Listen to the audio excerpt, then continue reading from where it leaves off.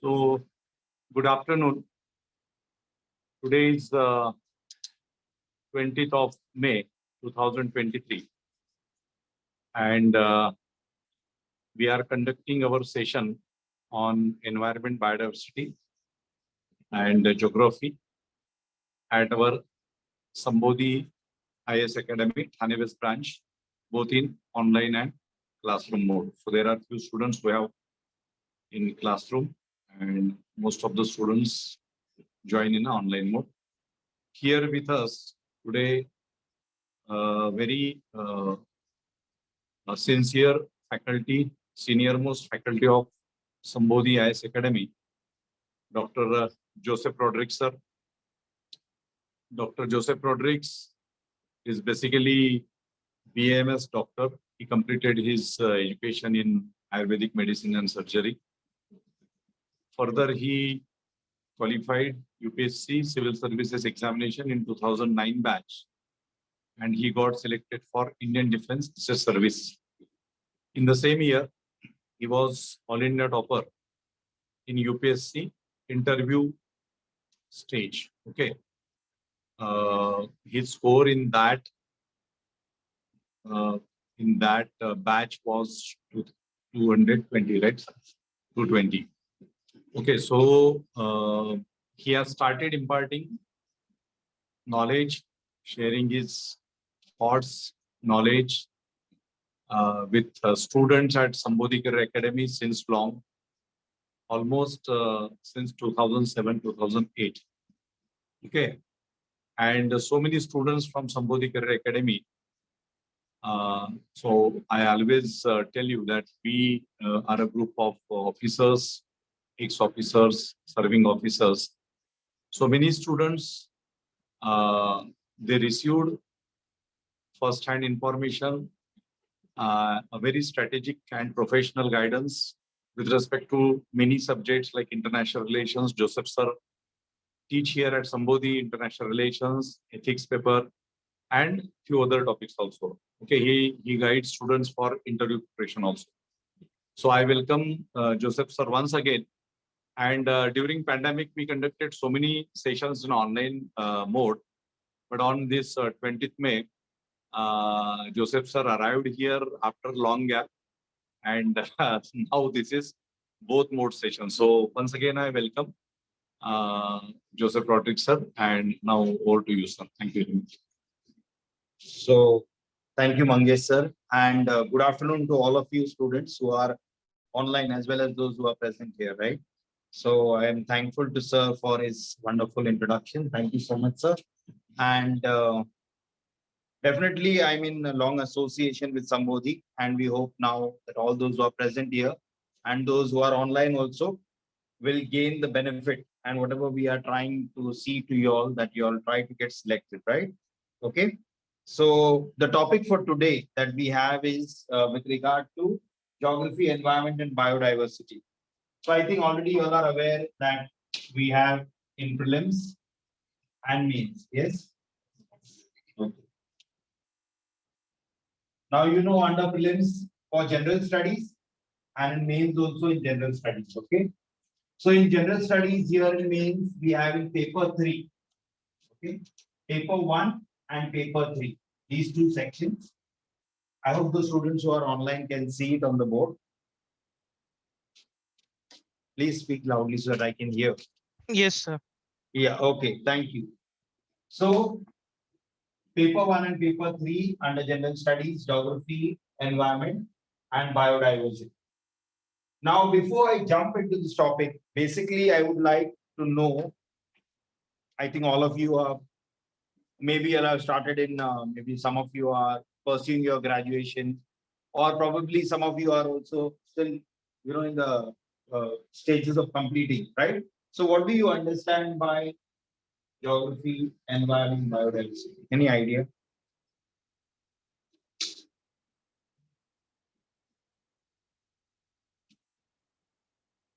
उधर नहीं देखना, इधर मेरे सामने.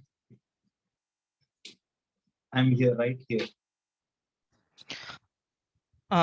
Geography basically study of the land, rock, soil, water, and the environment around us, the flora, fauna, animals, kind of. Okay. So some of the student has mentioned that geography is basically study of land, rocks, so on and so forth. Okay. Now, what is the most important thing is first you have to understand the definition or the meaning. Okay. Now, what is the purpose of this subject for the civil services? Why do we need to know geography?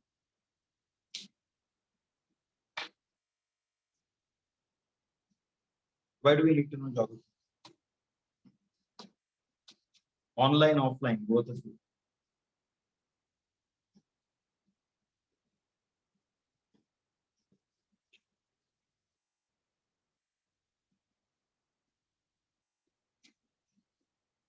Online students. Here we have 4, 6 are there offline. Yeah. Online.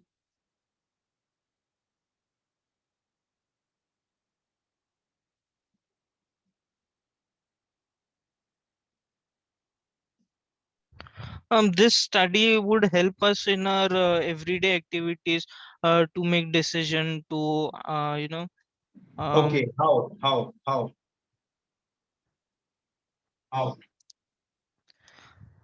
um for example, if we are dealing with some issues related to climate or the the land, and so that this knowledge might help to arrive at some solution, since we have the foundation knowledge. um, Okay. Anybody else?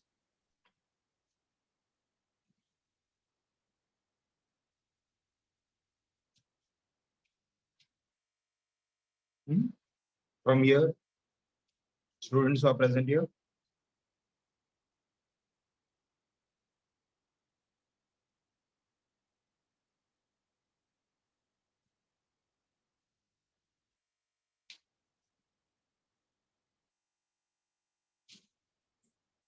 Basically, what is geography?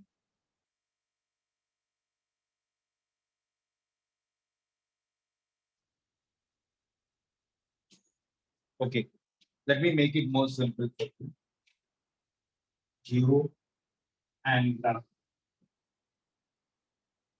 Geo means earth and graphy means study.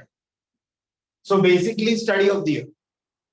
Everything that is on the earth, that is the rocks, the land, the water, everything that is called as geography. Yes or no? Now, supposing if you are appointed as the collector, I mean, obviously, only after 10 years of service, you become collector, not so soon. Okay. And then you have the land, say this entire district, say Thane district. Okay. You're the collector of Thane district. Now, in Thane district, how many talukas? Yes or no? How many tehsils? Okay. You're supposed to know. What are the land resources? What are the water resources? What are the what are the possibilities for other, like supposing now we talk about transport, right? Or we talk about any of the resources. So say natural resources, correct? And the other resources which are available. So these things are supposed to be known by the one who's going to be administering the land. Yes or no?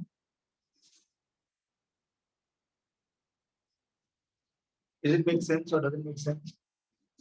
Yeah. So you're supposed to know the resources present in the land. So when you study geography, unless you know the geography of a particular area, like the climatic conditions, correct or no? Okay. So in geography, you further have subdivisions.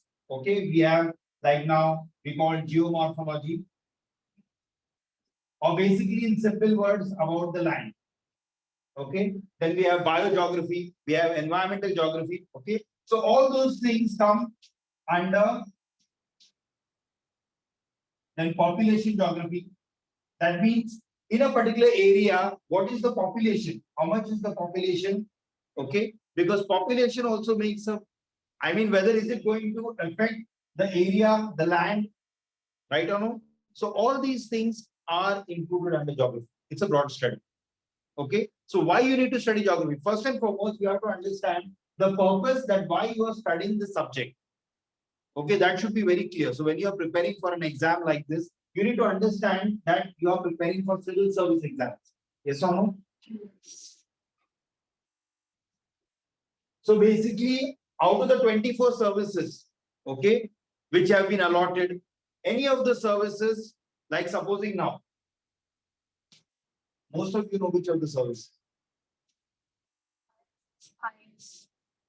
IPS, IFS, IAS, okay, IPS, IRS, Indian Revenue Service, Indian Postal Service, okay, Defense Service,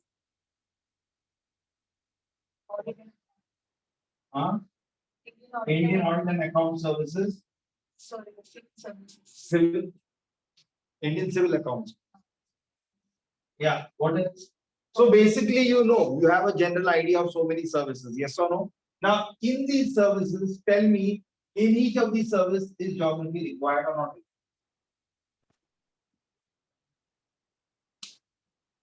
Supposing, have you heard of Indian Information Service?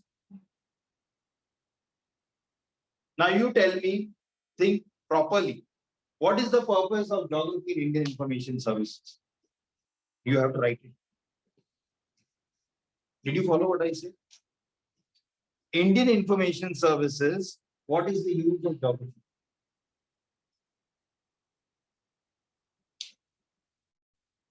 Even the online students have to do what I have just said.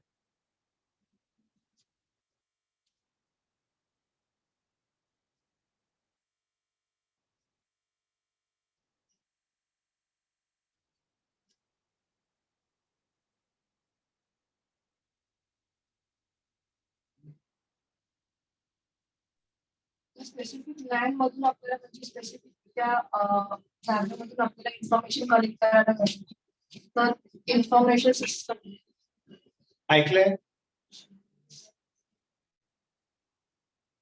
Geographical Information Systems. GPS. What is GPS? So what is this based on? How do we know the GPS? How we are able to, supposing if I need to locate this place, what do? I put on the GPS. But GPS is connected to what? Satellite. And unless we know the positioning of the earth, the movement of the satellites, yes or no?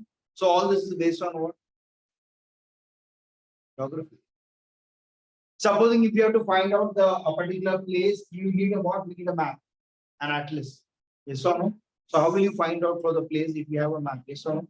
Now, so all these things is required when you are studying geography.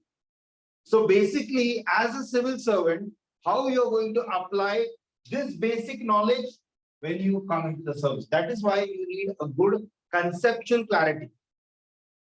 The foundation, that means the foundation subject, that is what you are going to study in geography. Now, geography, as I said, it includes a lot. Now, the syllabus will tell us that it has India and world geography, physical, social, economic geography of India and world. Now, in the mains and the prelims, okay? So for now, we will only focus on geography. Let us keep environment and biodiversity aside. Did you all understand this, what I have said? Online students?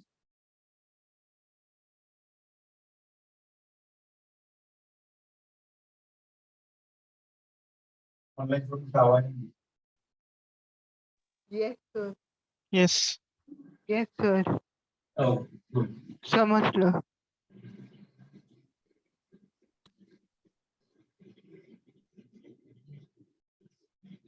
Now I'm going to draw a parallel, okay?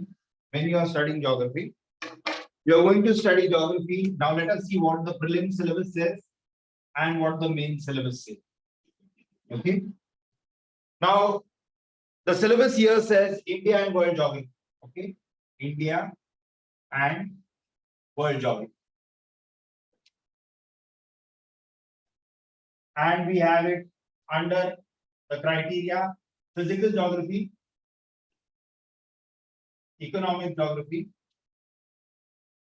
Okay, physical geography, economic geography, social geography. Broad classification. Okay. In geography textbooks, you might find a little bit of different kind of a classification, but broadly physical, economic, and social geography. Okay. So you're going to find of both India and the world. That means you have to do conceptual. Your concepts have to be clear. Now, when I say conceptual means, supposing now I talk about study of the land, study of air, study of water. So this is called, land is called lithosphere, air is called atmosphere, water is called hydrosphere, and all this together,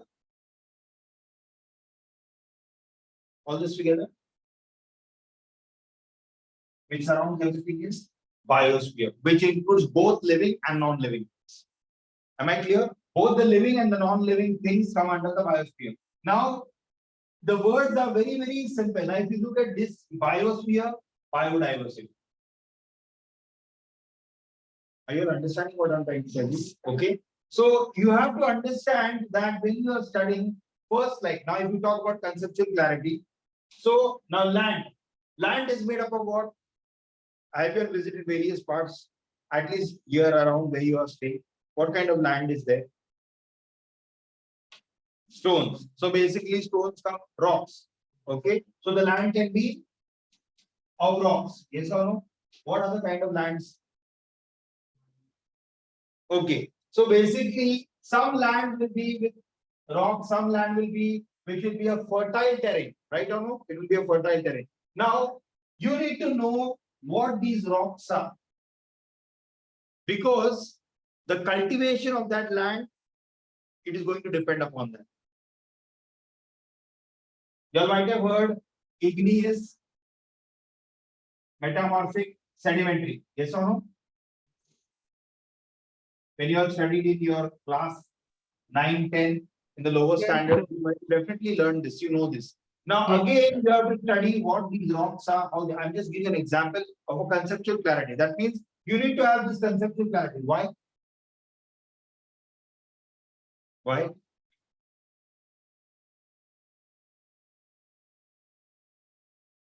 Why do you need to know this?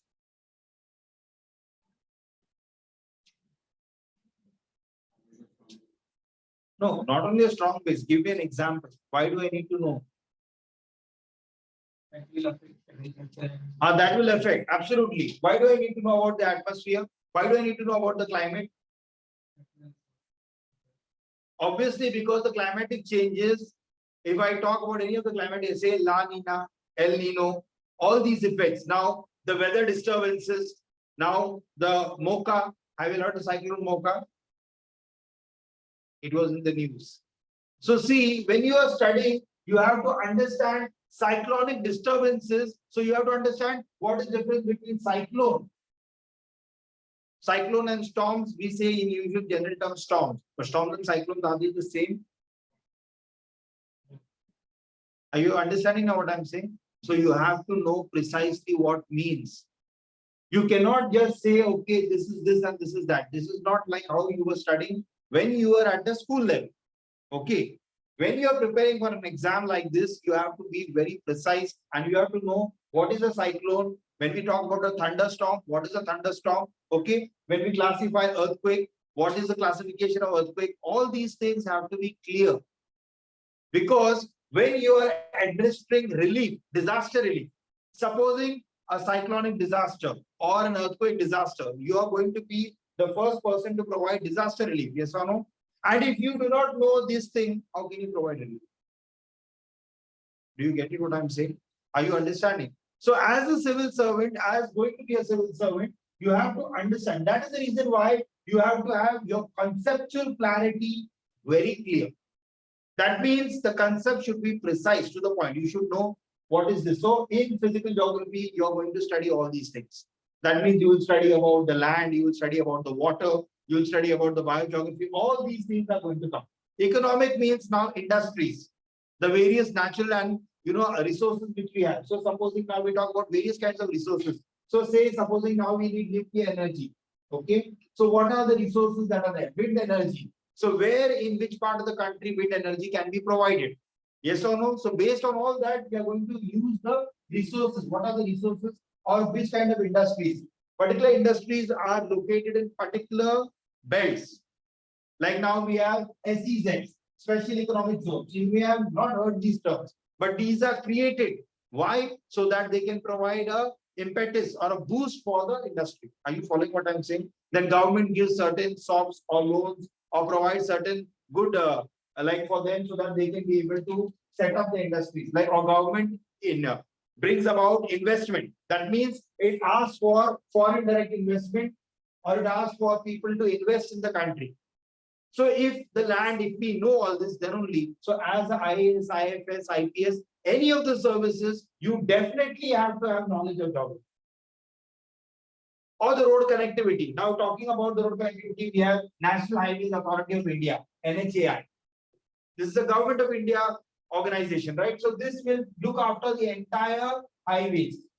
The entire highways, all national highways across the country. Okay, in the state, we have state highways. Yes or no? Then we have district level. So what do we understand by this? So unless you know that how the roads are connected, how there is an interconnectivity. Similarly, the ports. Ports are the major centers for what? Can you name any port now? Here in Mumbai itself. Which port?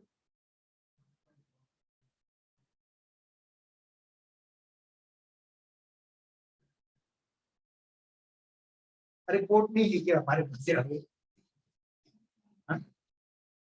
We don't have port in Mumbai. ये फिर क्या है? मुंबई क्या है? Mumbai is landlocked or Mumbai is surrounded by sea? कौन सा sea है? Which sea? Which sea? I thought Indian Ocean. Yes. Sure. Yes. Okay. So which are the ports? JNP. So are you following what I'm saying? So now geography will teach you north, south, east, west. What all are the things which are present in the north, in the south, in the east, and the west? So unless you know all these things, unless you know which are the airports present here,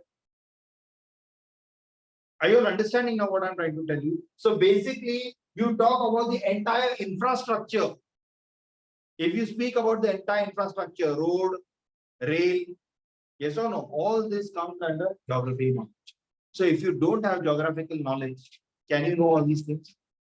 How can you administer them? Do you understand now what I'm saying? So first and foremost, you have to understand what is the purpose of studying geography. Okay, you have to understand why we study geography. So under that, all this thing comes. Now, let us look at what the main syllabus is saying. Now, I'm going to tell you how they are asking in prelim, but first I will draw a parallel. Okay. The main syllabus says in your paper 2, GS paper 1, or paper 2 of the for the exams, for the main exams. Okay. It talks about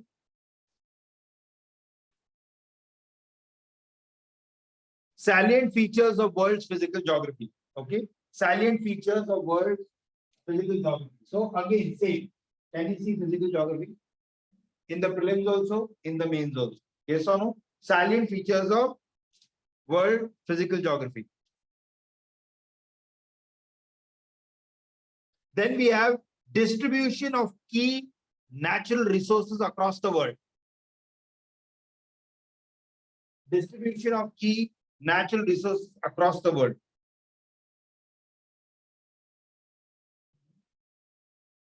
Now that includes South Asia and Indian subcontinent. Then factors responsible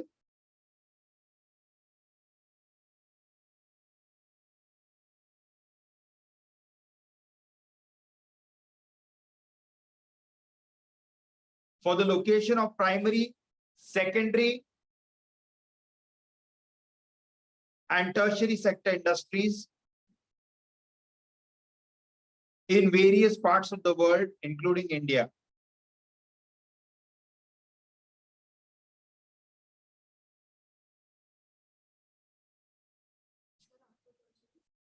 Sector industries, tertiary sector industries in various parts of the world, including India.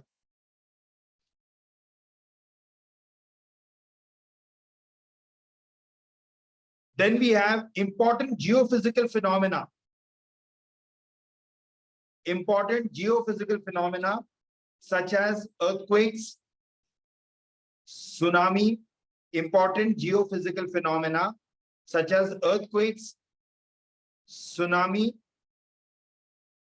volcanic activity,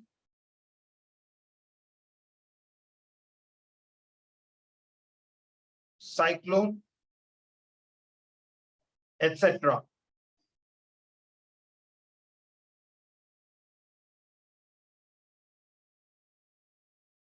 Then geographical features,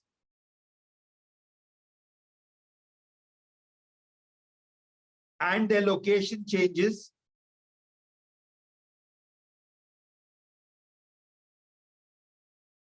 In critical geographical features.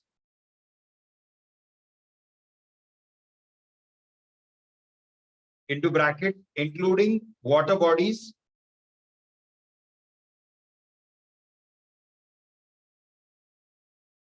ice caps, close the bracket. And in flora and fauna, and the effect of such changes.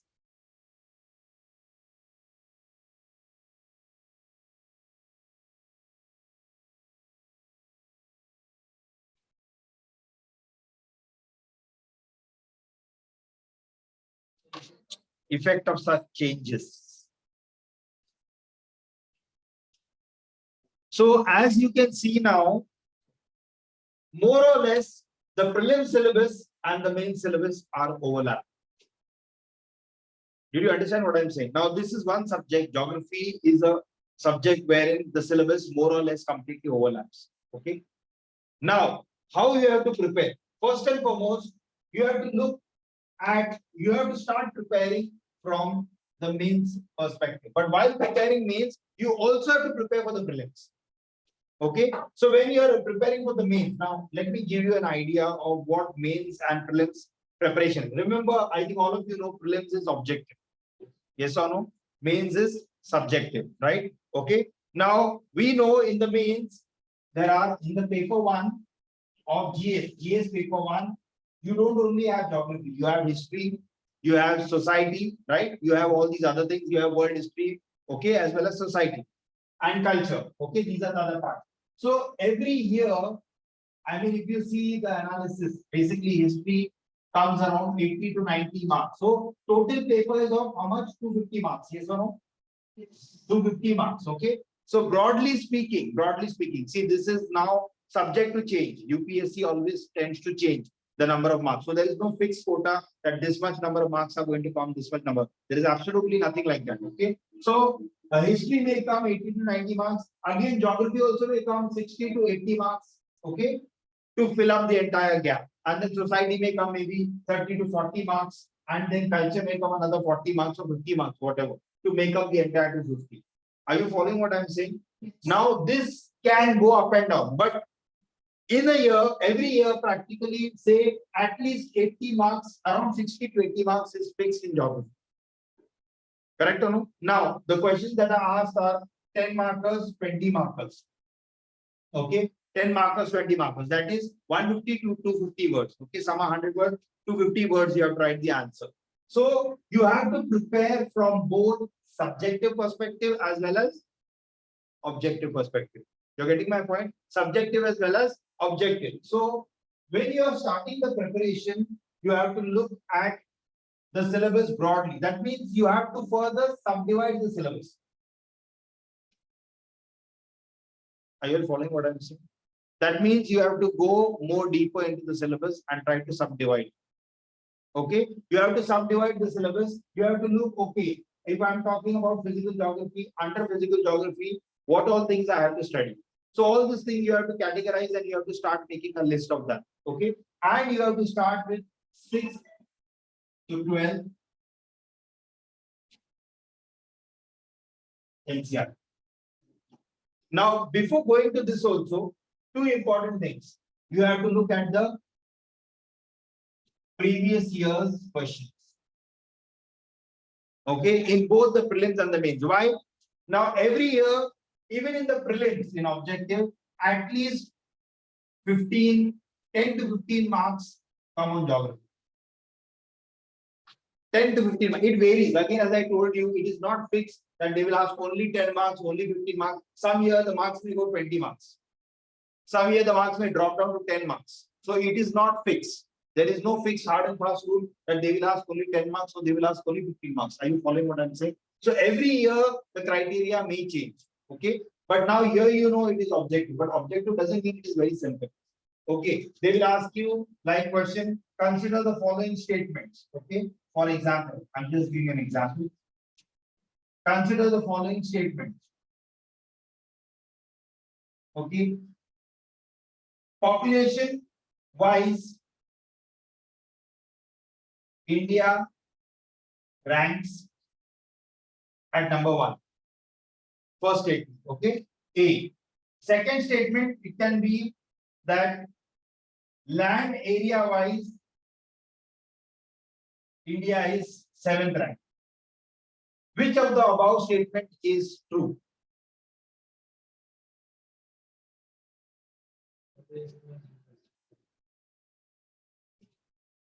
Did you follow what I'm saying?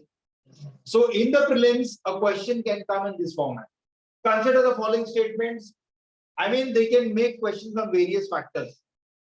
So unless you know conceptual clarity, now population-wise, India has overtaken.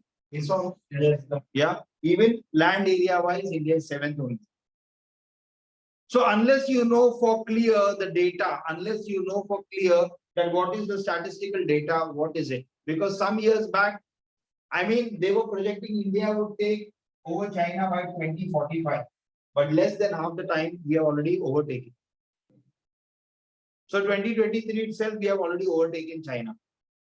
Are you following what I'm saying? So definitely on this basis, the question can be asked. I'm just giving you an example. In the prelims, question can come like this. Now, if you go to see in the mains, question will be asked in a different way.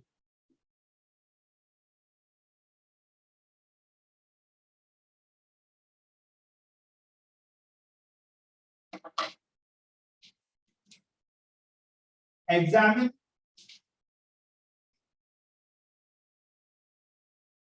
the population explosion of India for its economic growth.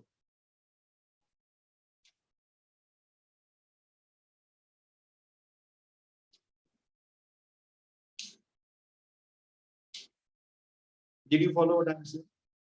That means now you will have to be able to, there are various words which the UPSC uses, okay?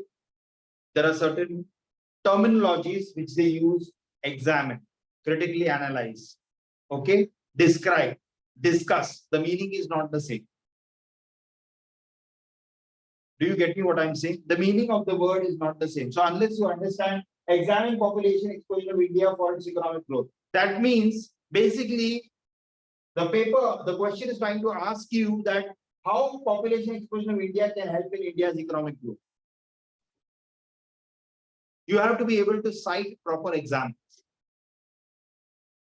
How can India use the explosion which has happened to fuel its economic growth? So you will have to be able to quote the GDP. You will be able to tell what is the current economic growth and how India is being projected to grow ahead. So how can this help? It may look very simple, but it is not so simple. And yet it is not so difficult. Okay, so you have to understand what are the factors which are leading to the population explosion of India. Okay, like for example, age factor. India has the youngest population. So how we can use it for the economic growth? You have to be able to show that. The demographic, what we call demographic dividend. So you have to know the word demographic dividend. See, every subject has its vocabulary. Do you understand what I see? Vocab. That means in geography, you have to use geographical words and concepts. When you're writing an answer in geography, you have to be able to use geographical words and concepts. Then only it becomes a geographical answer. But in a general way, that means even a layman can understand. That is what the expectation of the UPSC is. Now, if you look at the instructions given by the UPSC, it is very clearly mentioned that what kind of questions are asked and how you are supposed to answer them. So all this requires understanding. It requires you to read the NCERTs and to get an understanding, conceptual, factual, analytical, and applied. Now, in the prelims, questions are asked on these 4 criteria. That is, questions can be asked based on concept. Questions can be directly factual. They can ask you a question which is fact-based. They can ask you a question which is analytical, or they can ask you a question which is applied. But in the mains, question can go in various dimensions. Are you following now? So prelim study is more or less everything about the sun and everything below the earth. In between, everything you need to know. You understand what I'm saying? Main syllabus is limited. That means whatever is there within that, you have to know within that. But prelims is not so. They can ask, that's why I said everything about the sun. So everything about the sun means in space. Huh? And everything below the earth and everything around it. So everything is included.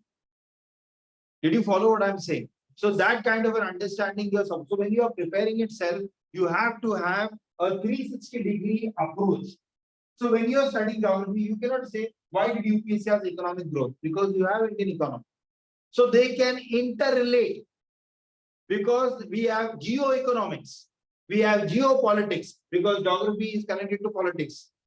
Are you understanding what I'm saying? So all these things, so if you become an IFS officer, if you join Indian Foreign Service, obviously you need to know the geopolitics.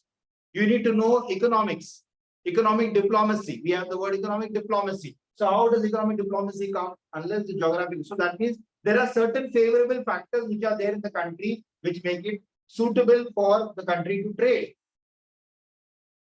So the IFS officer has to project India as one of the suitable destinations, or what is there that we are going to offer to the opposite country. Are you following what I'm trying to tell you? So all this will come only when you have basic knowledge of. Are you understanding now? So this first you need to understand that why you need to study the subject. Why the UPSC has kept for you in geography, world geography. Obviously, if you don't know world geography, when you are posted as a foreign service officer, you will not be able to deal with those aspects. Or if anything affects India, like now the trade, now we are not, we are not isolated. No country is isolated.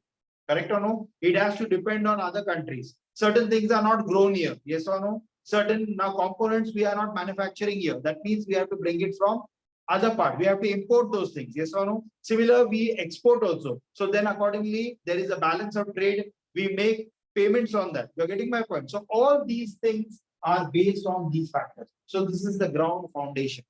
So that means what are you supposed to do?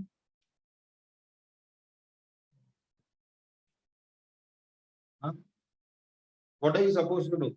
Sit down. What are you supposed to do? Not only geography, yes, that's right. For geography, you have to study geography. That's right. But the meaning is that means you have to understand why we have to do it. So you have to think, what is the role of geography in IAS, in IFS, in IPS, in all these services? When you have this kind of a perspective, that is called attitude or an aptitude for the civil service. Are you following? Like if you're going to be a doctor or an engineer, obviously you have to have that kind of an attitude and an aptitude. Similarly, the civil service requires that kind of an attitude and an aptitude. So unless you study these subjects, you're not going to be able, you won't have the foundation or the groundwork which will not be prepared. So that is why you need to study this. Now you have to do a study based on analyzing the previous year's question papers. Study does not mean that you start becoming a geographer. The UPSC does, unless you have it as an optional subject. Okay, you all know that you'll have optional subjects. Yes. Apart in the mains, you have, apart from general studies, you have 2 papers. On any one subject, you have 2 papers. Yes or no? On the optional subject. So there is a list of subjects: geography, history, political science, public administration, sociology, psychology. There are around 24 lists of subjects. Some are specialized subjects. Specialized means if you are done like commerce, Now these all become of physics. You cannot take, supposing if you are not a graduate from physics, obviously you are not going to opt for physics. Are you going to opt for physics? No. So those become specialized. Or medical science, obviously if you are not a graduate from medical science, you are not going to opt for that subject, right? So similar way, there is a group. So basically, more or less candidates take out of 7 subjects, which are very common. Social science or the humanities, that is like history, geography, politics, because these are easy to understand. Or they have a overlapping syllabus in the prelims and mains. Are you following now what I'm saying? Do you have any doubt, any question? So what you are going to do, you are going to start with NCRTs. NCRTs are the basic foundation. Now you have to try to read both NCRTs, old as well as new. Old means prior to the year 2000. Okay. Is this clear? Online, those anybody has any doubt? If you have any question, any query to ask me, you can ask me.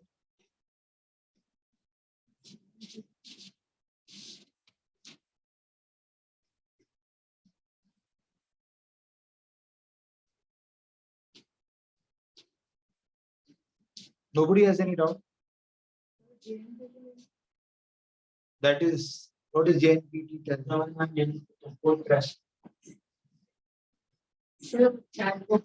हाँ पता है मुझे क्या.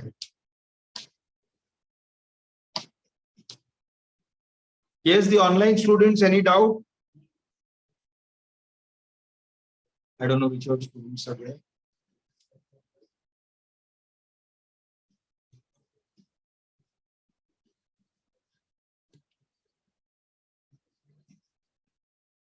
What about you all?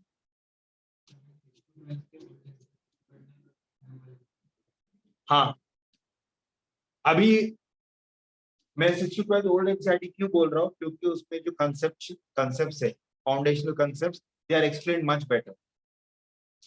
So that is the reason you need to read. You can read also only new NCERTs also, they also are sufficient, but it is better if you do with the start with the old NCERTs.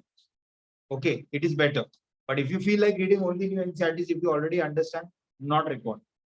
Depends on the understanding level, but the conceptual clarity is given more better in the older NCERTs. So that will start you with our Earth, then the land. It will start with like these topics. Then it will start with stars, satellites, you know, basic how your basic geography begins. And then it will take you to atmosphere, hydrosphere, water, water body, so on and so forth. All those things you'll have to study. So first, if you do, so looking at the previous year's questions in the mains, looking at the previous year's questions in the prelim, what kind of questions are asked? This is the first thing you need to do. And accordingly, you have to start preparing. So do you have any doubt? Now, there is also what you call, you have to look to the current effects. Geographical phenomena is happening all over the world. Every day, on a daily basis. Yes or no?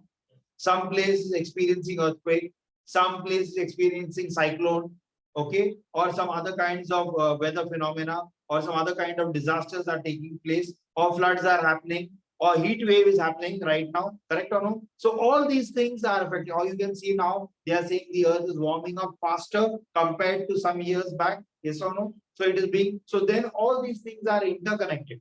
So unless you understand the climatic changes, climatic phenomena, or the phenomena which is affecting the atmosphere, you will not understand atmosphere, or you will not understand climatic changes.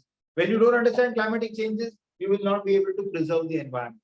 So environment and geography, environment can basically be called as a subset only, taken from geography. Okay, it can be taken on, but then definitely we have a separate subject. Why? Because there is a lot of importance currently to the environment. Why? Why importance? Why we have to give importance to the environment? Are you all following or not following what I'm saying? Do you all have any doubt, any query, any question?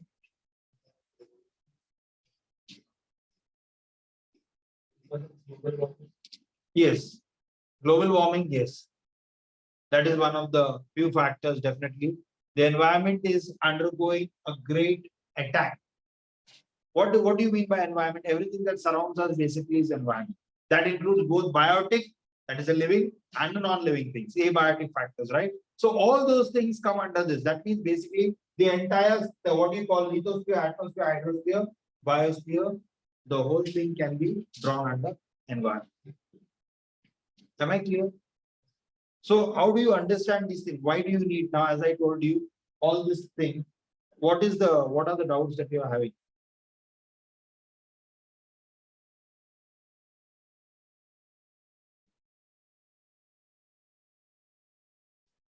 So can anyone give me a recap of what I have said? From where we began till where we have come.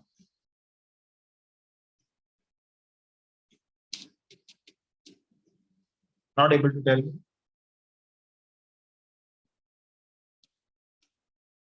No? Sir, first you started with geography. हाँ. तो जियो plus graphy उसका main, उसके बाद वो subject क्यों पढ़ना है, उसका पर्पस क्या है, वो सब देखना है. हाँ. उसके बाद ये सब प्रीलिम्स का टॉपिक्स सिलेबस डिस्कस किया. उसके बाद ज्योग्राफी के concepts, physical, economic, physical Jio, economic See, Jio. broadly geography is divided under this category. Okay, not concept, it is broadly divided. That means we have physical geography as one part, environmental geography, economic geography, social. This is broadly divided. Okay. Further, they are subdivided. Okay. Are you getting my point? So that you need to understand that there is physical, economic, social. UPSC is broadly divided. But under geography, when you study, also there are further subdivisions. Like there is human geography. Are you following? Which is not mentioned here. But this economic and social comes under human geography.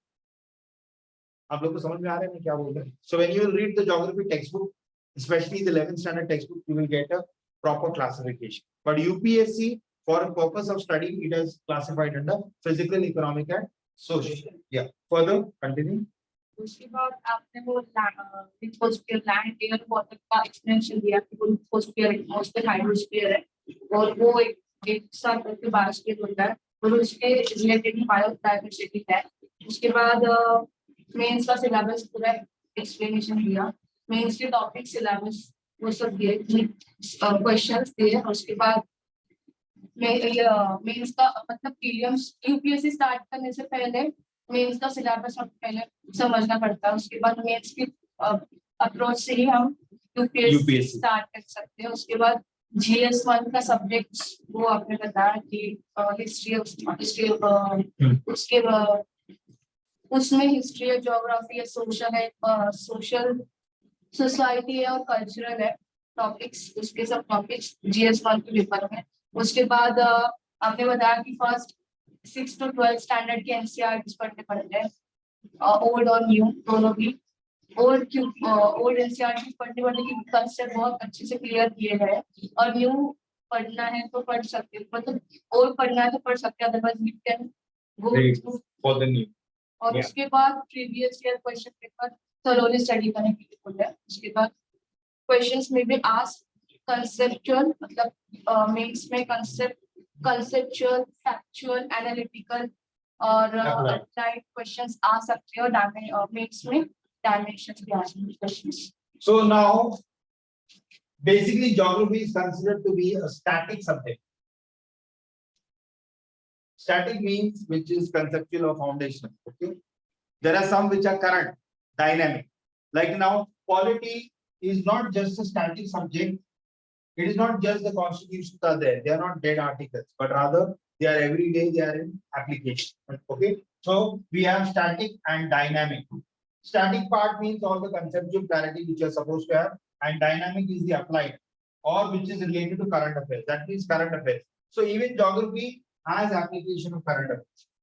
Are you following what I'm saying? So whenever you are writing answers also, you are supposed to be able to give current examples. Supposing if we talk about earthquakes, you should not give an outdated this thing. You should not talk about Bhuj earthquake or something which is way back. Okay, or Latur earthquake, that's way back, right? 1993, Bhuj earthquake is 2001. So all these kind of things you are not supposed to mention. You are supposed to mention recent now, right now, in this entire last year, what has happened. So that is what is called dynamic. That means currently what is going on, contemporary events, what are happening. Okay. So, but more or less geography is static. And as I said, it can be built or can be cleared. You can finish both the mains and prelims syllabus at one time.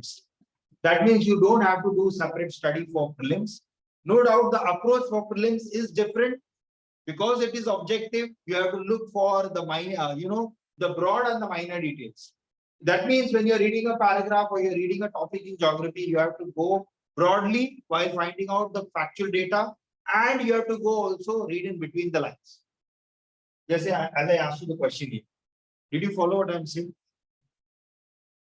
Are you all understand? Yes or no? Yes, sir. Any doubt, any query? Okay. So now let us come to environment. So as I told you, environment can be taken as a subset of geography. But then too, it needs a separate study because it is so vast and so broad. So sometimes some questions of this environment can come in paper one. So you cannot wonder, "Arey, ye to paper 3 mein tha, paper 1 mein kaisa?" Did you follow what I'm saying? Because environment is there in geography. Are you all getting it clear? So you cannot wonder why a question of environment has come in paper 1. So they do such things. So I'm going to discuss with you environment and then biodiversity.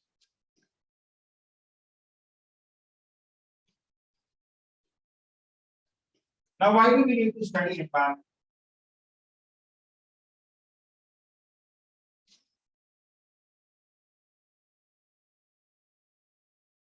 Now we already seen one example of geography. What is the purpose?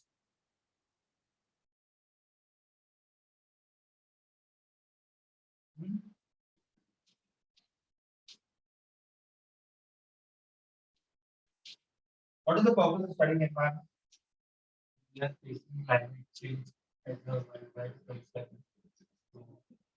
So only because we are facing climate change, we have to study environment. I mean, that is what the answer you have just given me. One of the reasons. But because of that only we have to study environment, or what are the other reasons? Why do we have to study about the environment? What is the need to study about the environment? Think about this question and let me know the answer. Both online also students.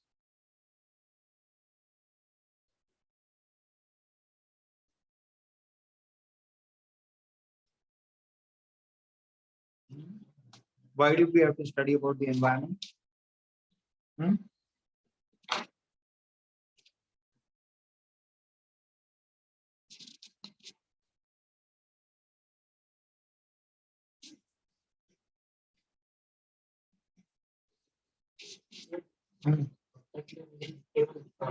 जो है मतलब आजूबाजू जो surrounding है त्याची म्हणजे चांगली information जानकारी बरोबर आहे. त्याच्या व्यतिरिक्त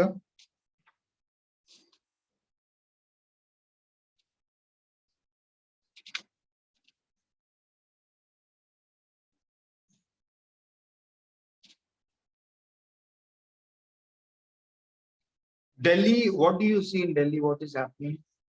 Sir, Yes, somebody is asking a question online. Yes. sir, we study environment to solve environmental issue. Only to solve environmental issue, no other reason.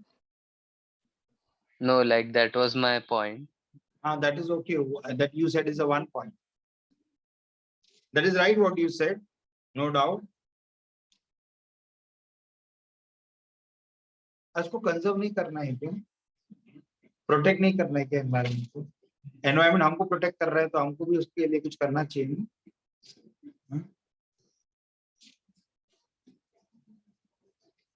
Yes or no?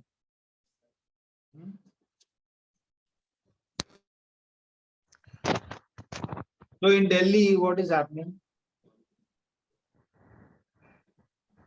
Smog. Smog, fog, pollution, right? Then also what are the other environmental pollution factors?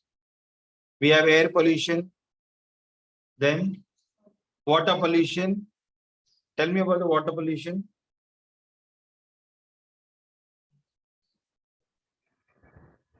Water pollution. Tell me about the water pollution. Untreated water from factories or the other household or other water has been let into the river bodies, which results in the pollution Okay, of Mumbai, the tell me about an environmental crisis. Anything that you know? sorry, Mumbai. Mumbai.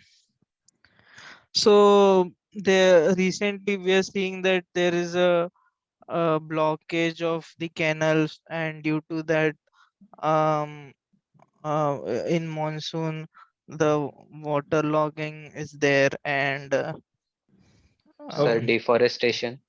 Yeah, deforestation, right? Okay. RA, huh? Isn't it an environmental problem? Huh? So that means development versus environment. So now the greatest problem for the civil servants is to face whether to go for development or to protect the environment. Are you understanding? So whether now people are protesting because they want to preserve the environment. But as a civil servant, you are supposed to bring about development. So how are you going to reconcile these differences? Do you follow what I say now? So when you go to do development, you are definitely going to do some harm. Supposing you are going to build a dam, it is going to cause loss of habitat. Supposing you have to cut down a forest, okay? Then also rehabilitation, those people who are dwelling nearby in those areas, in the catchment areas and all, you have to rehabilitate them, okay? Loss of job, loss of livelihood, loss of the natural environment. All these things are going to cause damage. So therefore, we have what is called EIA, Environmental Impact Assessment. So every project has to have an impact assessment. That means whenever any project is being undertaken, it has to have a assessment. That means whether is this project, how is this project going to affect the environment? So as a civil servant, how you are going to, one side we need economic development, but also we cannot use economic development as a means to exploit the environment. Otherwise, what is going to happen? Are you following now the crisis? Are you understanding? So it is not just only about climatic change. Climatic change is one thing. Definitely that is the major issue. It is the pressing crisis or the need of the hour. But apart from that, there are various other things in our day-to-day thing which we encounter. So environment is a broad thing. That means, as I told you, it encompasses the lithosphere, hydrosphere, biosphere, atmosphere. All these components come under environment. Then under that also there is one subsection which is ecology. So this ecology, so that's why again, like geography, how we are studied, you have to study the concepts in environment. That means conceptual clarity of environment is a must. Are you all following or not following? Yes or no? Yes, So let sir. us see what the syllabus of the UPSC says for prelims exam. The prelims exams, we have general issues on environmental ecology. Here they have used the word environmental ecology.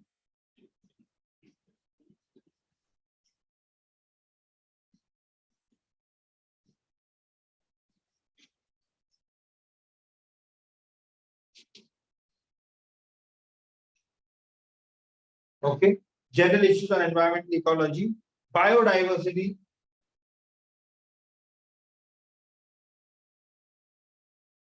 and climate change. Now this is for the prelims. More or less, mains also syllabus is somewhat the same. Again, this subject, like geography, you can do combined study. You don't have to do separately for prelims and for mains. Though, as I told you, the approach for prelims is different. You have to keep that in mind, how you have to approach it for prelims perspective and how you have to approach it for mains. Now let us see the mains. syllabus. Now, you know, in GS paper 3, this paper 3 has various dimensions. One is science and tech. Second is you have economics. Okay. And then you have environment. And also you have security. So there are basic 4 broad, if you read the syllabus of the UPSC. General Studies paper 3, which is paper 4 here, according to this thing. Technology, economic development, biodiversity, environment, security, and we also have disaster management.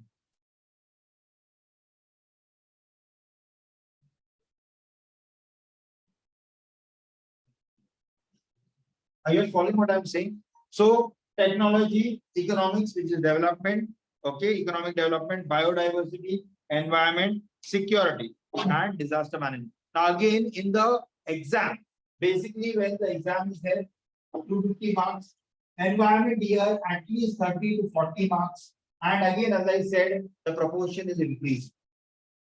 In the recent years, it has been seen UPSC is very much favoring in the prelims a lot of questions, at least 20 to 25 questions come from the environment component. So when you combine that with geography, it becomes 35 questions. So 35% marks actually come. Now this includes current affairs also, because environment is not more or less only static. It has also current parts. Okay, are you following?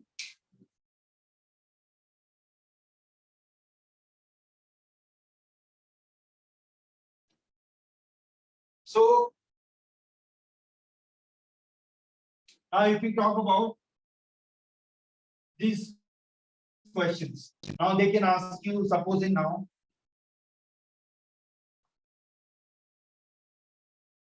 what is this?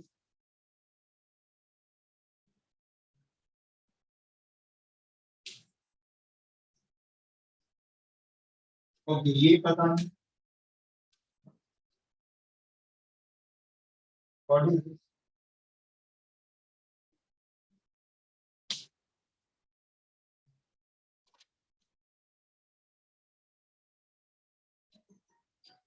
I know you will not know this. United Nations Framework Convention on Climate Change. So globally, which is the global body?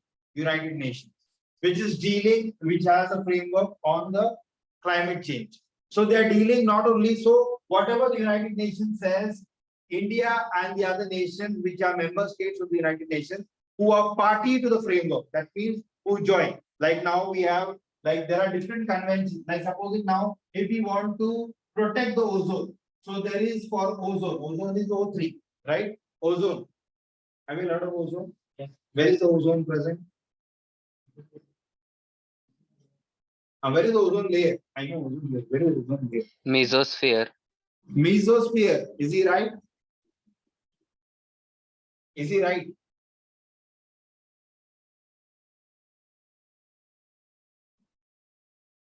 I don't know, sir. I'm asking you all the question. Atmosphere तो broad है ना. Atmosphere में सब आते हैं ना. Is he right what he said? Mesosphere. There is troposphere. फिर Stratosphere. stratosphere. तो stratosphere में है या mesosphere में है ओजोन? सर मेसोस्फीयर ना. नहीं मुझे नहीं मालूम इसमें ना. हाँ मेसोस्फीयर है. उसके ऊपर क्या है फिर?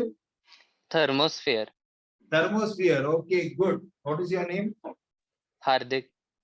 Hardik. Okay, good. So is Hardik right?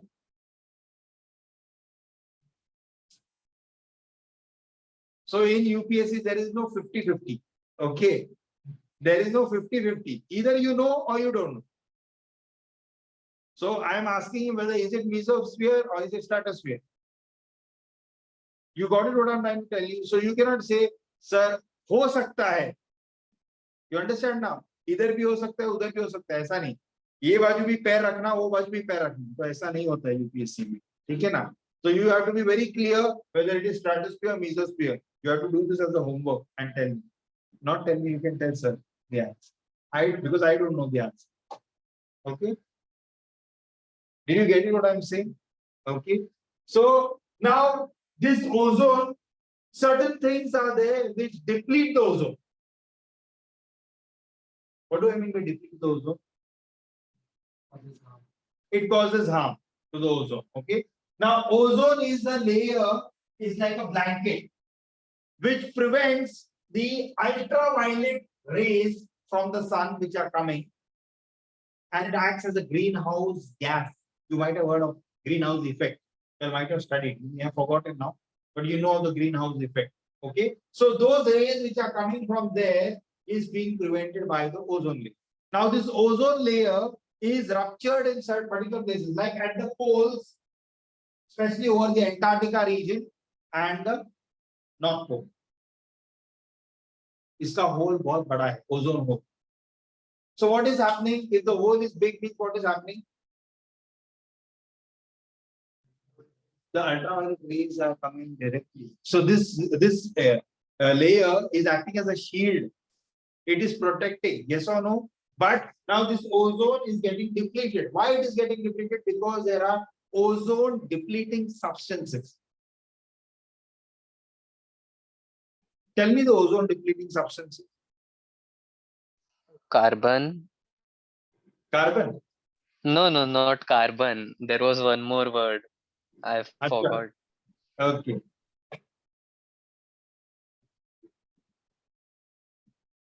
Now when you will go home, first thing you will do is what?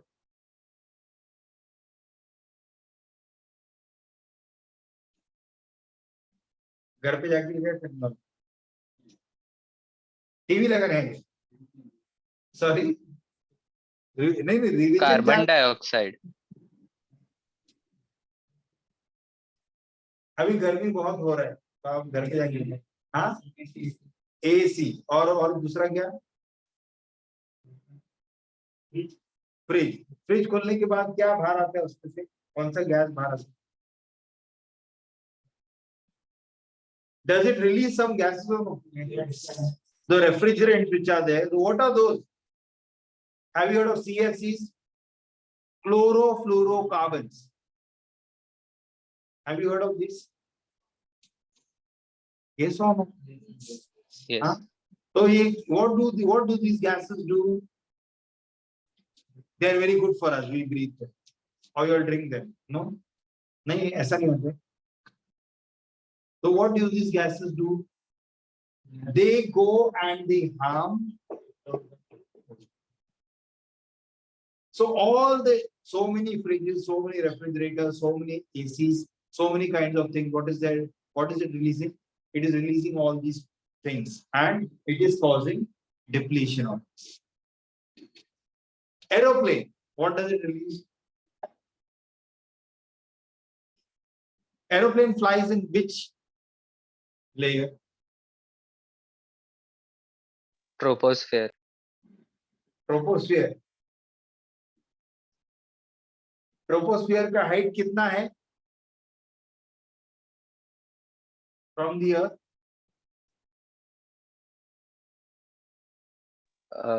Around 4,000 kilometers. 4,000? My God.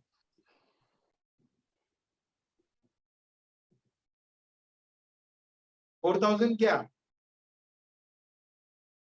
Kilometer. Kilometer.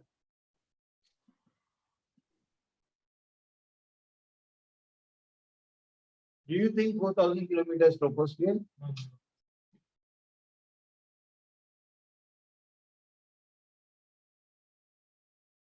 So are you understanding now what I'm saying? So see here. No, sorry. No, okay, let me. It's okay, no problem. Okay. If you don't know, okay, at least you have attempted. Good. Okay, no problem. It is not 4,000, but okay. So rising from the surface of the earth at sea level, mean sea level. Okay, at the sea level, and we rise up and then we calculate the levels. That is the spheres: troposphere, stratosphere, mesosphere, ionosphere or exosphere, and outer space. Okay, so those layers which are there are atmospheric phenomena. That is the reason why we need to know geography. Now, can you see geography and environment are overlapping? Are you following what I'm saying? Is geography and environment overlapping? Yes. Okay. So all these things, so general issues on environment ecology, like now the flora and fauna. Supposing if in particular area, the flora and fauna decreases, what is going to happen? That means now we need to know how much percentage of forest cover is there in India. Why do we need a good percentage of forest cover in India?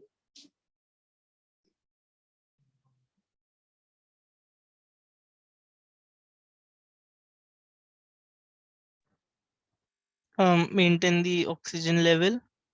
Maintain the oxygen level, only that is the only reason. No doubt that is the prime reason, undoubtedly. Prevent soil erosion. I mean, Prevent soil erosion. So there are so many benefits of forest. Yes or no? That means unless you understand that in the forest, then we have the categorization of the forest, protected forest, reserve forest, so on and so forth. Okay, then we have the flora and fauna in the forest. They need to be preserved, right? Like there are certain kinds of plants which are there, which are exotic species. Certain kinds of plants which are there, which are, which are under attack or endemic. That means they are found only in that particular area. Yes or no? And that means they are only localized to those areas. Now, if we don't preserve them, they will become extinct. Or particular animals, we have seen many animals have become extinct. Yes or no? Why? Because we have not preserved.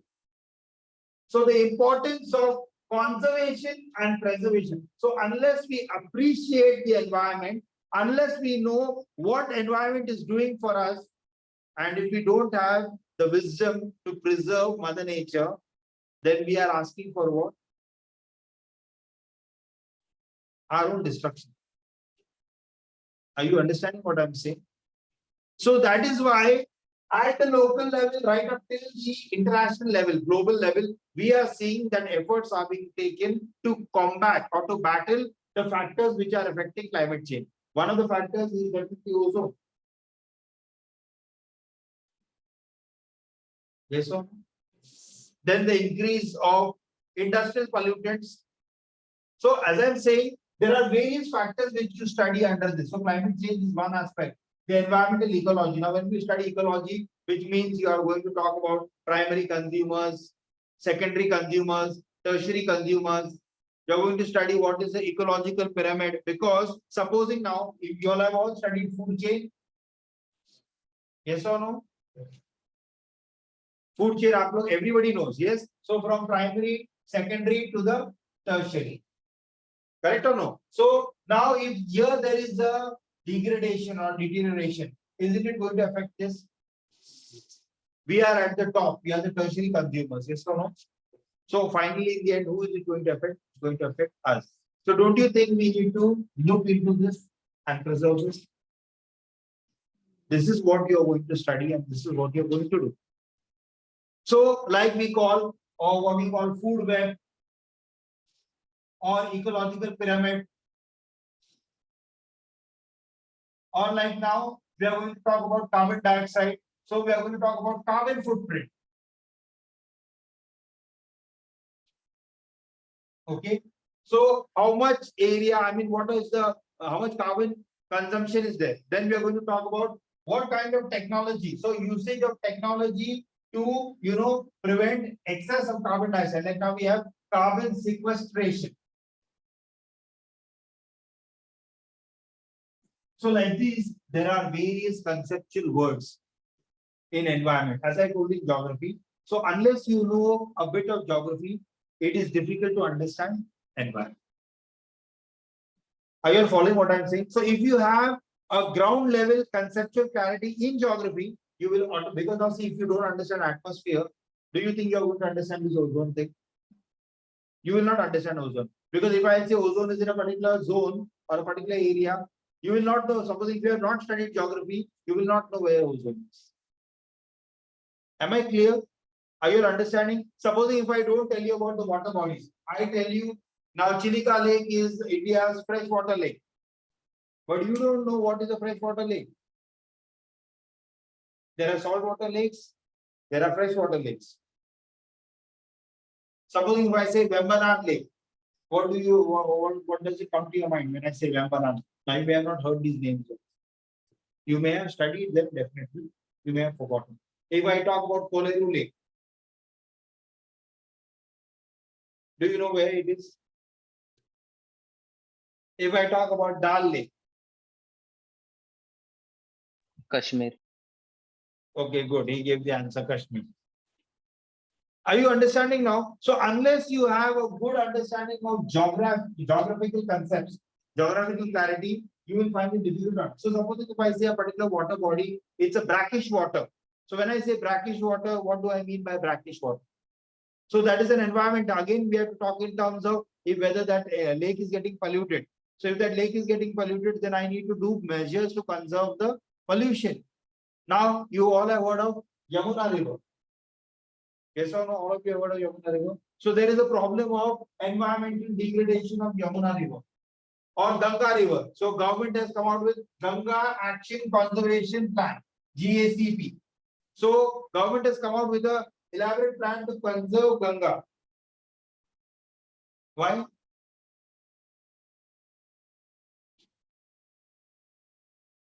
Why?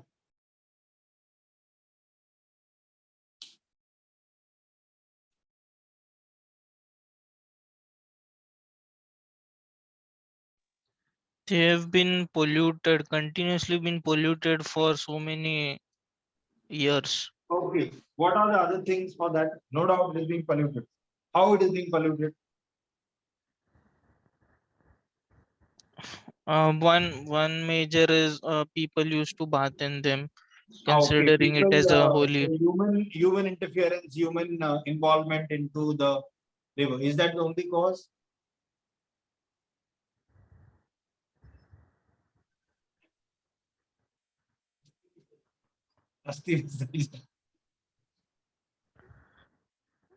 So, what is the significance of Ganga according to religious beliefs? Again, there is a religious beliefs here, social beliefs. Okay. Then also, apart from this religious and social beliefs, there are also polluting industries which are close to the Ganga. So they are releasing their effluents. That means all their pollutants they are releasing where? Like in Kanpur, there are leather tannery industries. So what are they doing? They are opening and releasing it where? Into the Ganga. So what is happening? What is getting polluted? Ganga is getting polluted. So it's not just, so there are various dimensions. Are you understanding? It is not just one aspect. It is not just only the religious or only the social or only the economic. There are various aspects. So as a river, then you need to trace where its origin is. So if you don't know this geographically, will you understand the environmental impact? Now you understand the linkages. If you don't know geography and also you don't know historically, Ganga has, what are the major this thing of Ganga? Tributaries of Ganga. There are tributaries, there are distributaries. Yamuna is a tributary or a distributary of Ganga. Then at Alaknanda, at Prayagraj, they confluence. Yes or no? You all know about the confluence, yes or no? So then also there are particular religious sites which are present there. Are you understanding now all these things? Or not understanding still? समझ में आ रहा है कुछ या नहीं आ रहा है? हाँ? हाँ या ना? आप लोगों को कुछ समझ में आ रहा है? मुझे लगा आप लोग सो गए हैं? Yes, okay. So you can see that when you know geography, you are able to understand the environment also. Because I told you environment is a subset of geography.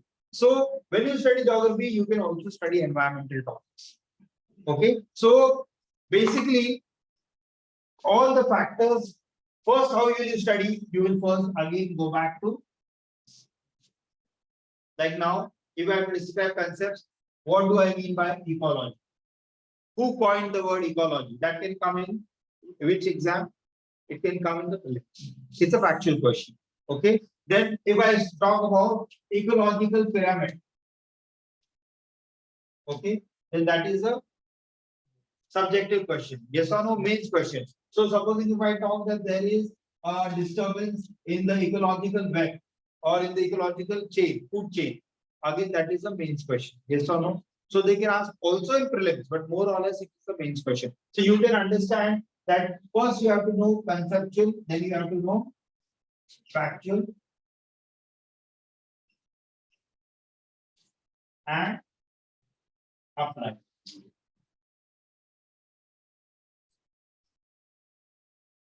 Now here, what you can do is you can start reading again NCERT on environment 9th and 10th standard.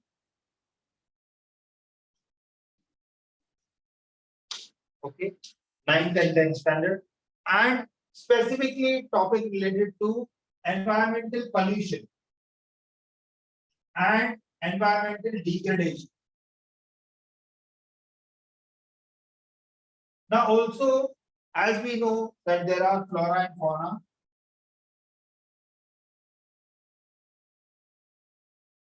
What do you mean by flora? What do you mean by fauna? Plants and animals. Plants and animals. So basically, now we have botanical gardens, we have zoos, we have parks, national parks, we have sanctuaries. Yes or no? So when you study this, these are meant for what? To preserve. Are you following what I'm saying? Basically, they are meant to conserve and preserve.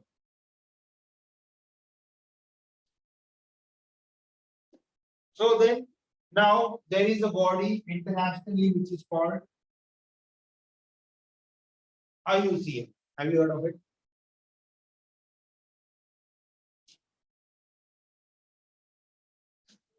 Okay.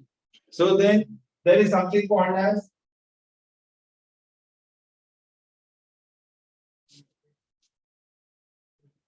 Red List is a data book of all those animals which are getting extinct. So IUCN is International Union for Conservation of Nature.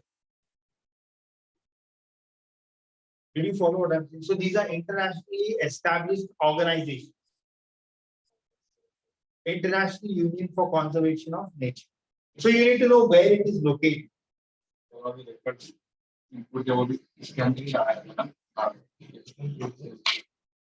Are you all following now what I'm saying? Any doubt, any questions, any queries you all have? For conservation of nature. So there is a red data book, Red List.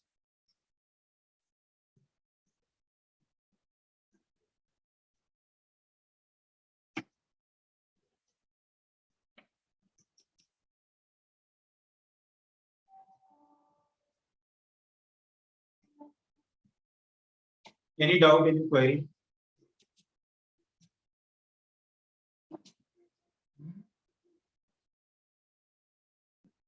Anything that your online students will want to ask anything, any question? So now, how are you going to prepare? Again, I told you it is the same. You have to start with geography. Without studying geography, you cannot directly jump to this. Though this is a small topic, if you jump to this, I told you what is going to happen. Because you do not have geographical conceptual clarity, you are not going to understand. Now, biodiversity means what? Biological diversity. Diversity of the species. You have heard the word species, genus, yes or no? You all know that. There are various kinds of species, yes. So that biological diversity. So there are something called as Ramsar sites. Have you heard the word Ramsar sites? Or there is biodiverse regions. Are you understanding what I'm trying to tell you? So basically, all these things, they all come under this. So you have to prepare for mains and pre. But how are you going to start the approach? Start with geography and move towards environment and biodiversity. Start with mains, move to prelims. While preparing mains. So both these subjects can be done simultaneously. So when you are doing geography itself, you can cover the environment part. Obviously, when you finish certain parts of the, like now if you don't know lithosphere, atmosphere, you cannot do environment. Are you understanding what I'm saying? So that's why you will first start with the basics of geography. You will, and whatever environment part is there in that, you will cover that, and then only you will come to environmental biology. Am I clear? Is there any doubt, any query? Yes, sir. Anybody wants to ask any questions now? Sir, is zoology part of biodiversity? No, zoology is not part of biology. Zoology is some part, but zoology is more of, it is a scientific study, right? Yeah, but there are different types of animals and all. Yeah, but that is comes under this environment only. Okay.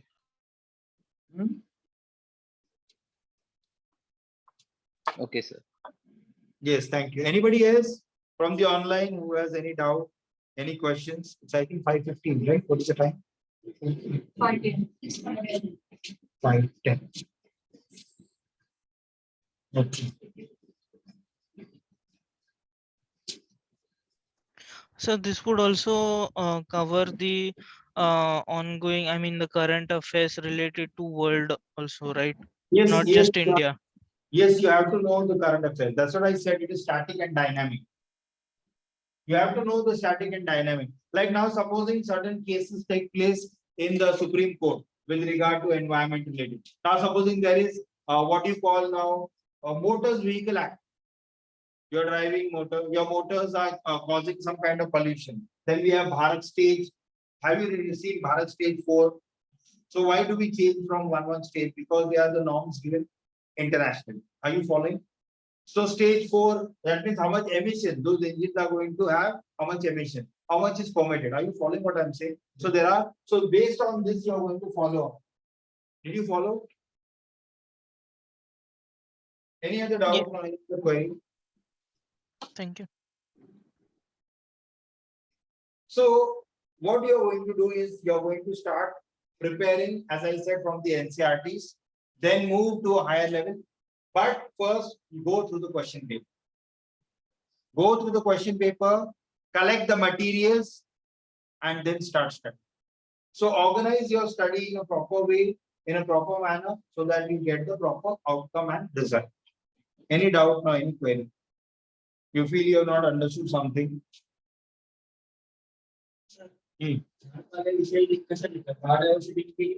Biodiversity.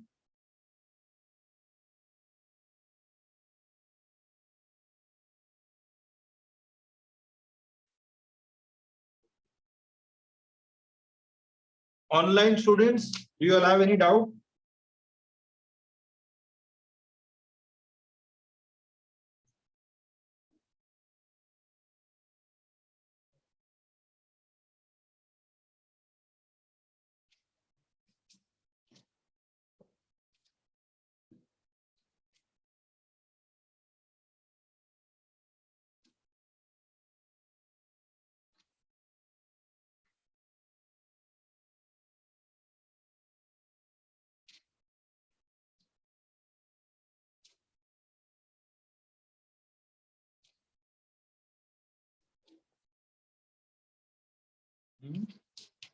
Is there any doubt, any query you all have?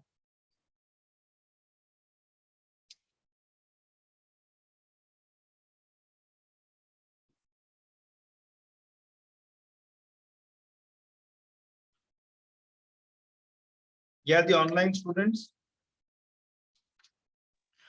So what did you say about the NCRT for the environment? 9th standard and 10th standard. Environment topics which are there under that. Okay.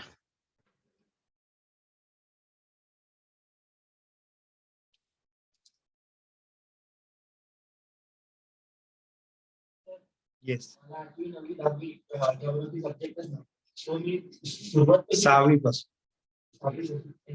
NCRT. NCRT पासून 5 सगळं cover.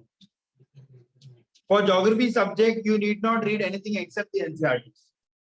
You can read one standard book like Majid Hussain, which is there, but more or less 6 to 12 standard NCRT covers everything. Are you following what I'm saying? And a good atlas. That means if you have a good map and atlas, so you will come to know exactly all those things. So you don't need to do anything beyond that. For environment, yes, you will have to take another book, Shankar IAS Environment.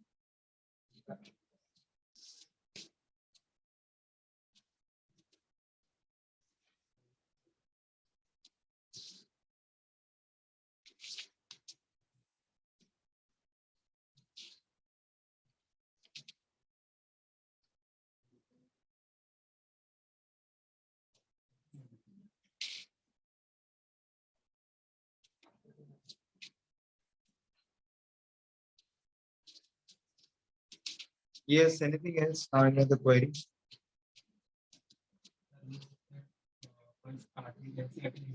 Yes. So you are talking about these subjects. So does this follow two other subjects? History also it follows, polity also it follows. Yes. And science also it follows. Economics also 9th and 10th.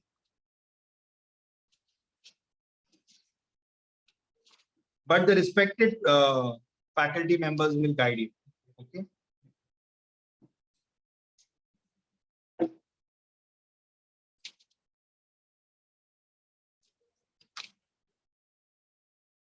Any other doubts, online students?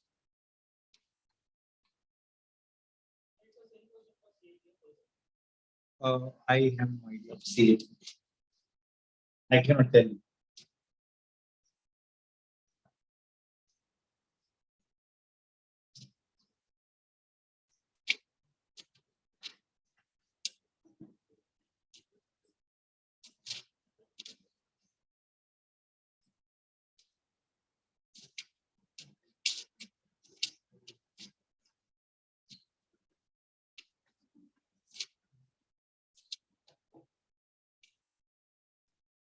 So you'll have no Uh, doubt. Okay. And Yes. sir, you said the geography would have 60 to 80 weightage, right?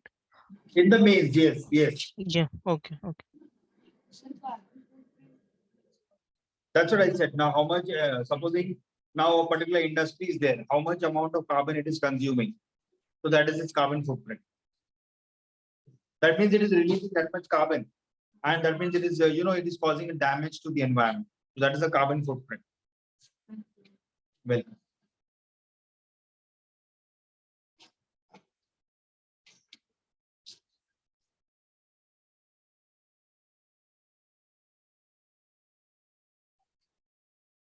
is there anything else now?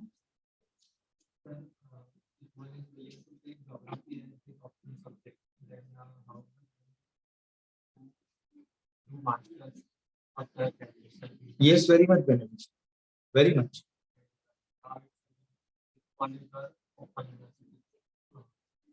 If you do it, it's better to do if you want to do geography, do it with college only. But I think in Mumbai, I think there is only one college as far as I understand. I'm not very sure, but as far as my knowledge goes, there is only restricted number of colleges offering geography. But if you plan to do that, it is always good to do masters. It's good.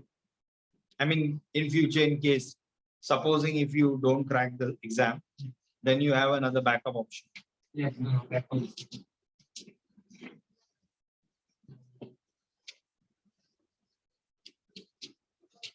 Any other doubt? Yeah.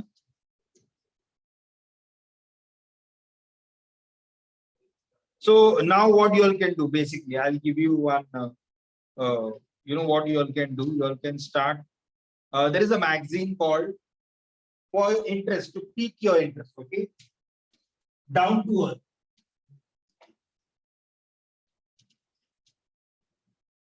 It is published by Center for Science and Environment, okay?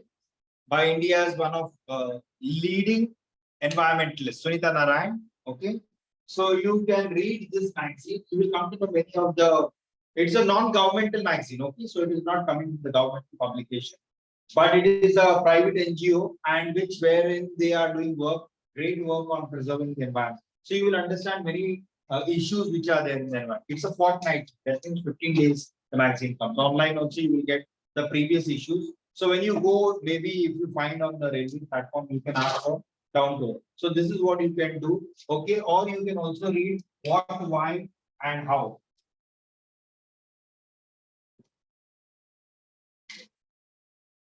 What, why, how. ये छोटा सा book आता है. I am not getting the exact name now. Actually, this is a different. There is another book by. Okay, I can't recollect. I will send it to sir later on. I'm not able to recollect the name exactly. So you can just start. These are basic starters for you to start to pique your interest. That means basically to get you interested. So when you read Down to Earth, you will understand many of the environmental problems. Then you will be able to understand more in detail. ते मग याच्यावर चालू आहे. Mobile data वर चालू आहे. हो चालू.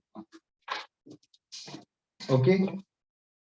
Any other doubt, any other query that you'll have, you want to ask me? So this is the basic thing you can start doing right now. So you can start reading this magazine, at least you'll get. So when you go to station, you'll find this kind of a magazine, okay? Then you can read other further future things, but just for a small, this thing you can go into this kind of a topic. So try to read the magazine, okay? Any other doubt you want to ask me? Sir, Yeah. we are far away from interview, but sir just told you that you were topper. Okay. So can you just share us some explainer how you could do that? Okay. See, the interview is basically a test of your entire career span. Okay. They test you on various dimensions. That is, first and foremost, they will test you on your background. Your background means basically from where you have done, where do you stay? Okay, where you live, first and foremost, the place that you live, your educational qualifications, the subjects that you chose. What was the reason why you chose those subjects? Like, so your entire biodata, basically your biodata is what they can state, or they can ask questions totally unrelated to your biodata. They can ask you questions happening in the day to day. On that day, whatever events have taken place, it can. So interview is very, very subjective. That means it can depend on the interview panel. So they may sometimes not look at your biodata. They can sometimes ask you question. What is your name? Mohit Gaikwad. Mohit. Yes. What is the meaning of the word Mohit? Yes. Mohit means happiness? No. No.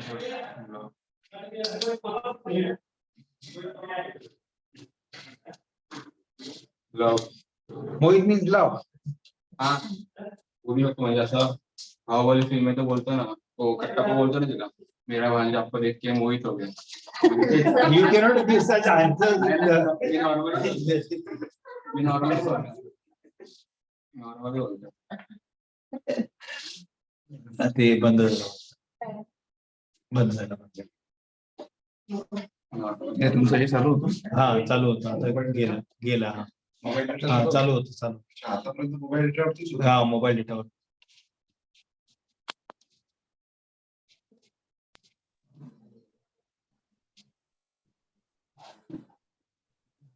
चालू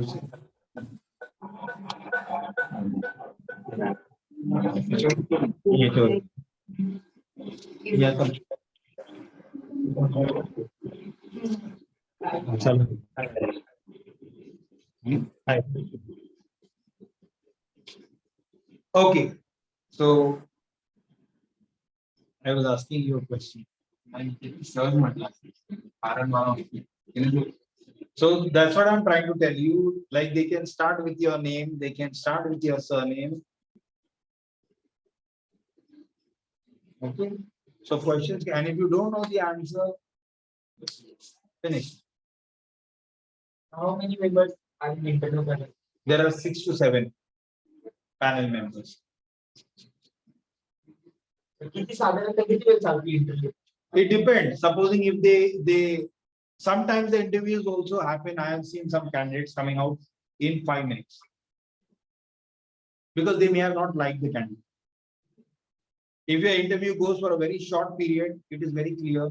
So there are some candidates whom they just take 5 minutes and they ask them to leave first. And that's why I said it is very subjective. Interview is very, very subjective. Depends on the board, the panel, the chairperson of the board. Sometimes they may drag you to 30 minutes, 40. It depends. If they find your, but normally, generally, the general norm is 15 to 20 minutes. 20 minutes normally they will take for each candidate. 15 minutes at least 10 to 15 minutes they will take on. But if sometimes in some cases I have seen also that within 5 minutes also they can send the candidate out.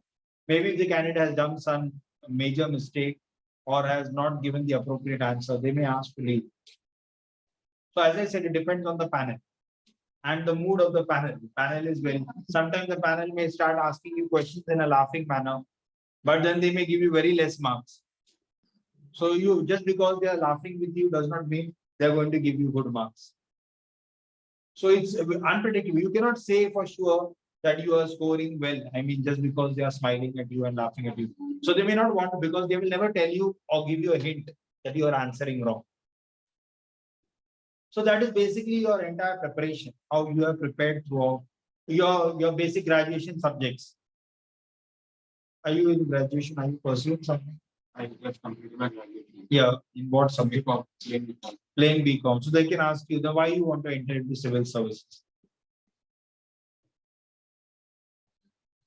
To be honest, I want to get IP. I want to become IPS officer. But why?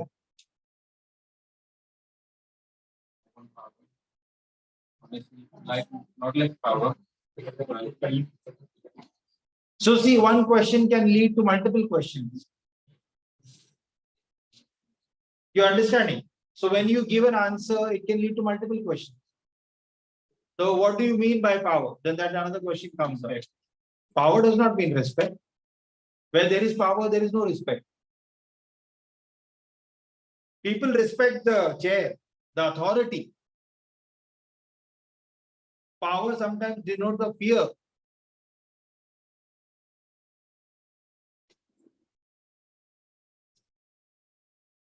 So when you are not able to answer this, but I mean, obviously you are at the beginner's level now, but I'm saying, as you prepare, you will understand that you need to have so much of correct understanding of the thing. When you talk about power, means you cannot just say power. So when you say power, it can mean so many things. So what do you mean by power? What kind of power you want? You understanding? So when I ask you such question, you will not know what to answer. So you cannot, make the examiner lead you. If the examiner is leading you, then there can be a problem. Then he can go on going deeper and deeper. Then you will not have answers. So there's an art to give the interview also. You have to take the interviewee panel, the interviewers panel to the questions that you would like them to ask. Means the areas which you know. Others, they will start going in the areas which you don't know. You understood what I'm saying? So that's also an art. But that is your overall personality, how you have prepared yourself. If you're not able to answer questions on your background, on your family and your education, then it is not a good thing. Then that denotes your lack of understanding and why you have entered.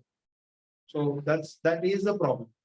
That is why background knowledge is a must. Sometimes they may not ask you anything about your background. They can directly ask questions on current affairs or on the events of the day. Or in the past few days, they completely different questions. Or sometimes they can go only on your hobby. It depends completely. You have a DAF which is there, which you fill while you are appearing for the mains, detailed application form. So in that your background and all other things are mentioned. So they can ask you sometimes based on your on the occupation of your parents, anything, whatever may pique their interest. It is not that they prepare questions and come. It's not like that. At that point, they obviously have your DAF with you. A small pro forma is there. Based on that, they can start figuring out questions, and it can lead from one question to another. So am I clear? So I think so. It needs your thorough preparation of yourself. Okay, so that is not. So as you're going through the mains and prelims, you have to develop your personality and you have to train yourself for that. Right? Sir, yes. See, now that exactly that as I told you, the panel can ask you. Sometimes they ask some people to draw the map. Supposing if the Ukraine war is going on, they tell come and show where Ukraine, draw it. They do ask questions like that also to see whether you are nervous. What is your reaction? Whether do you get disturbed or how do you feel or how do you take? So they want to see your emotional, what is your because there is a psychologist present there and they want to see your reaction. So if you are nervous or you're not confident, then that shows. See, it doesn't matter sometimes if you give a wrong answer also, but the confidence with which you are able to present yourself matters a lot. But obviously, if you're trying to bluff and fool, then remember each of them have an experience of around 20 years. So 20 into 7 is 140 years experience is sitting before you. So do you think you can fool them? So it is you have to be truthful. You cannot fool the panel. You may think you are fooling them, but in the process they are fooling you. Did you get it, my point? Because they have 20 years experience in the service, right? In whatever the fields they are, that's why they're sitting on that panel. They're not going to take somebody at a less age and make them sit on the panel. So they have at least 10, 15, 20 years experience they have in their respective fields. And then they are there. Some of them are civil servants, some of them are some other retired professors, you know. So there are different people who are chosen to sit on the panel. Are you following what I'm saying now? So any doubt, any other queries? So I think that completes my lecture on geography, environment, and biodiversity.